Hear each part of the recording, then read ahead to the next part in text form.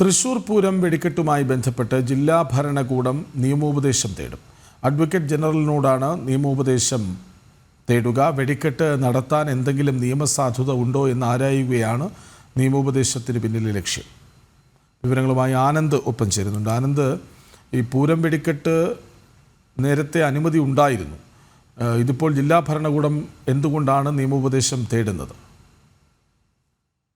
ഈ മാഗസീനിൽ നിന്നും ഫയർ ലൈനിലേക്ക് ഏതാണ്ട് 200 മീറ്റർ ദൂരപതി വേണമെന്ന നിയമമാണ് ഇപ്പോൾ പൂരത്തിന്റെ വെടിക്കെട്ടുമായി ബന്ധപ്പെട്ടുകൊണ്ട് ഒരു അനിശ്ചിതമായി നിൽക്കുന്നത്. എന്തായാലും ഇതുമായി ബന്ധപ്പെട്ടുകൊണ്ടാണ് ഇപ്പോൾ ജില്ലാ ഭരണകൂടം നിയമോപദേശം തേടുന്നത്. അഡ്വക്കേറ്റ് ജനറലിനോട് നിയമോപദേശം തേടാനാണ് ജില്ലാ ഭരണകൂടത്തിന്റെ തീരുമാനം.